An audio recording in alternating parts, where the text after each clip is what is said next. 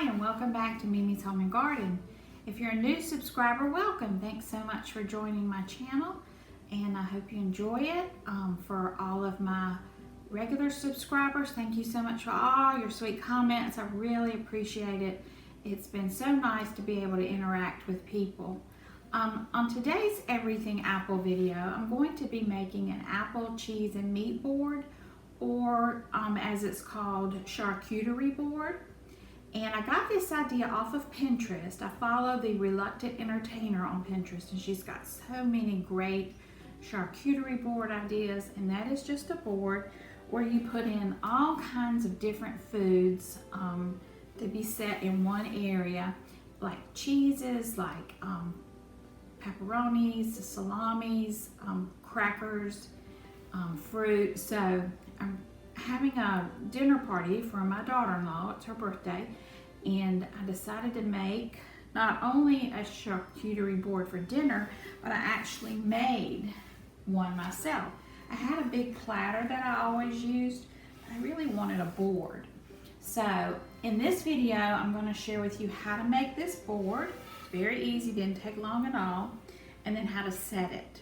So stay with me and we'll get busy on making this. I made this one really quick, and I've sealed it with mineral oil because that's some of the places on Pinterest said use mineral oil.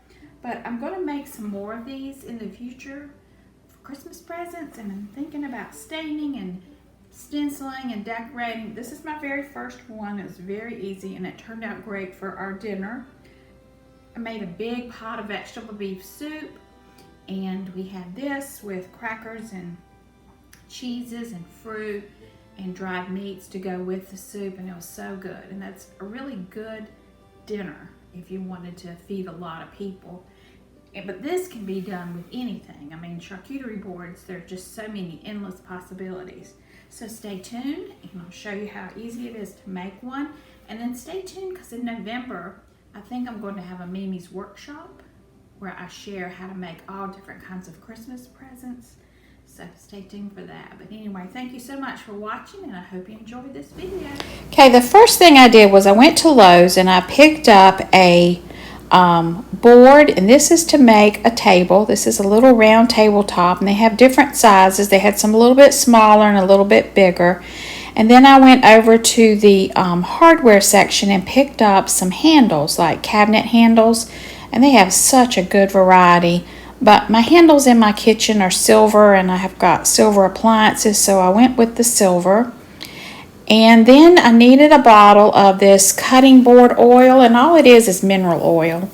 But this is food grade brand, and this is perfect for putting food on. And the total for this board was under $25. So when you order these online, they're a lot more expensive. Anyway, head over to Lowe's and see if you can find a piece of wood to make a nice charcuterie board.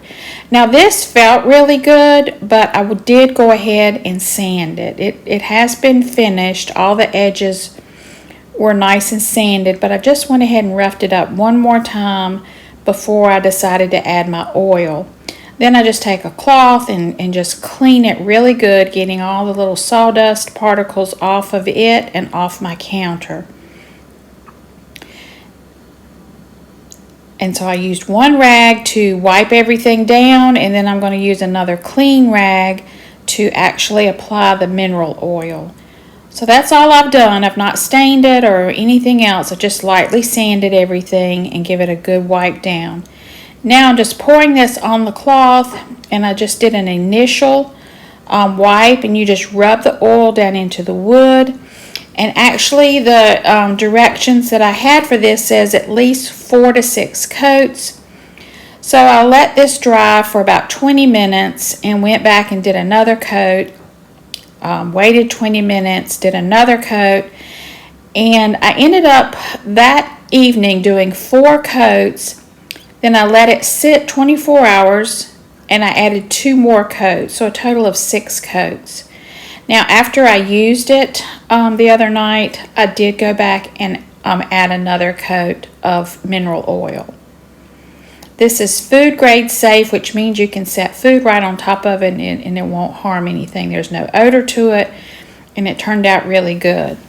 Now my husband showed me how to put the handles on. I asked him to just show me one time.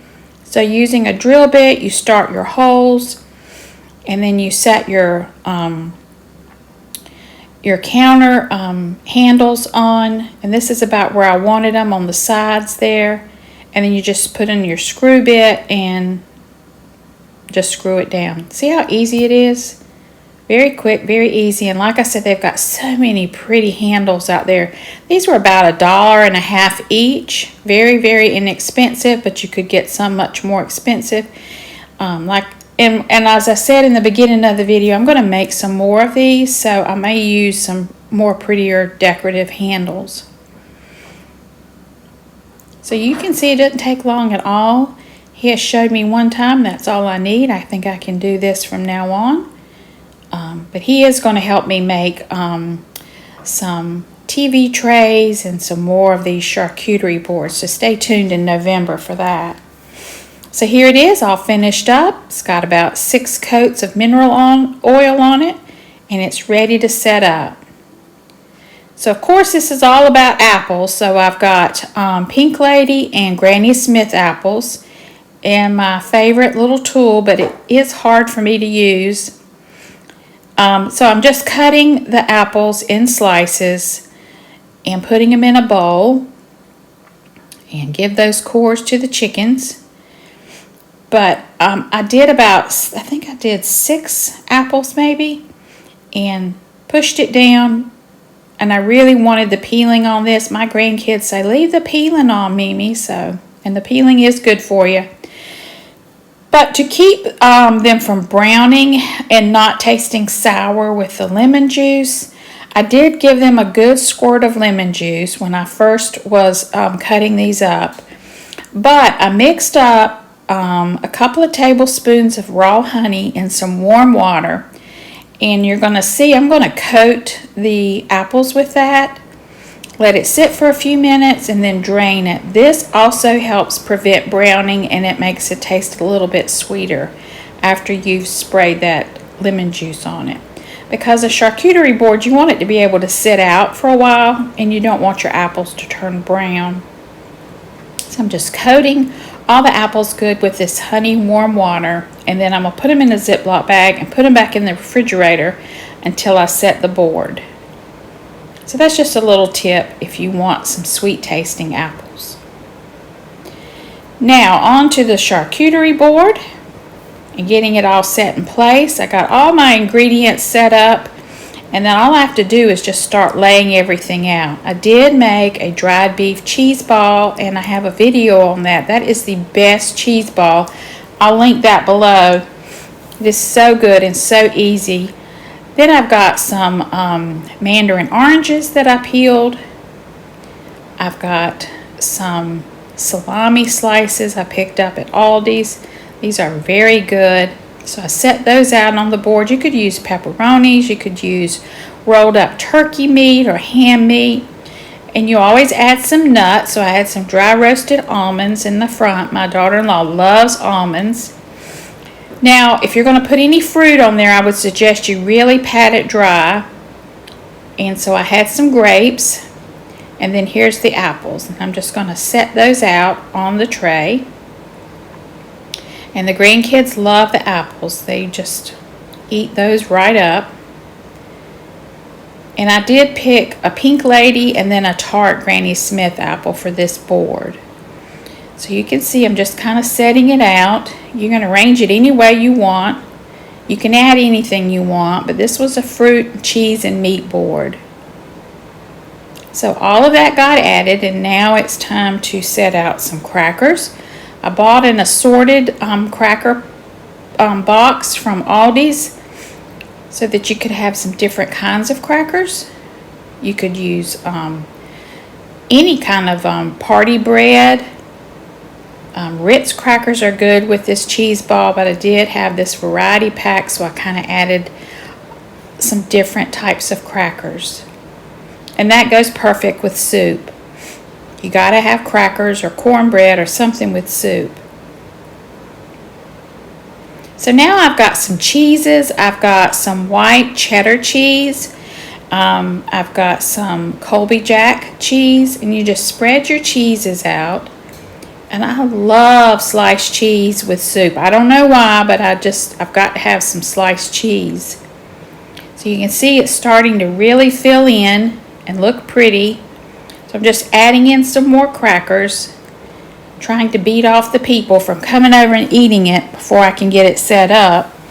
That's a problem you have when you got a lot of little hands in the house. But I managed to get it all set up and then take a picture, and then I said, okay, it's open, you can come. But they loved it, and they always love that dried beef cheese ball when I make it. So I try to make that for every special occasion, and then we have one for Thanksgiving and at Christmas. So check that recipe out below. It's so good. And there it is, the apple, cheese, meat, charcuterie board. So I hope you like this idea, and let me know what you think. And if you give it a try, please let me know how it turns out. I'd love to hear.